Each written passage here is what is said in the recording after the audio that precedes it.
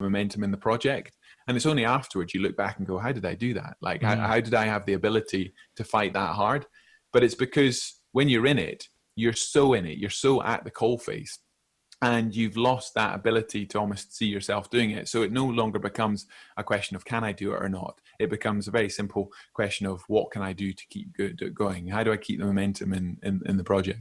Yeah, there's something I bang on about to my athletes about resilience being a reflective thing. You can't go into, I feel like you can't go into a moment thinking I'm going to be resilient here, because you're almost not focusing on the process of what you actually got to do to figure out the task that you've got at hand. It's a reflective thing. You look back and you go, oh, well, actually that was quite resilient in what I did.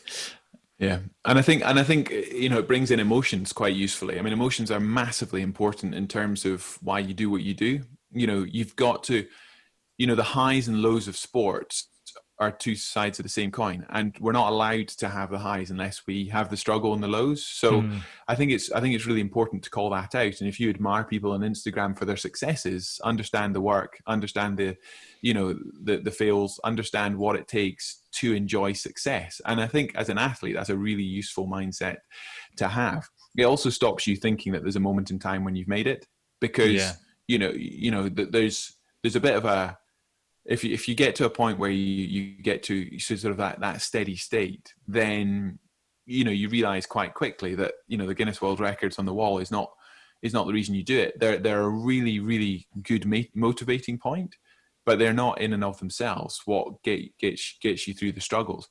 And you look back and the struggles are your fondest memories. So you don't go looking for the tough stuff, but you do realize that that's the sort of the life affirming, career defining moments. Those are the bits which you look back on and they mean something. But it's a hard one because, you can't sell sport on that. You can't, it looks great from afar, but, not to be too blunt about it, but, you got to call a spade a spade. A shit day is shit. And I think when you wrap it up and say to people, oh, it's just heroics and positivity and happiness, it's not. No. When you're having a real grind as an athlete, I think it's really important to not just assume that some inspirational quote is going to dig you out of that hole. It won't. Proper accountability, working hard, going back to the simple inputs and knowing what you've trained for. That's so I think you can't lie to yourself when it's hard. You can't sort of pretend it's fun when it's not, but you can invoke emotions of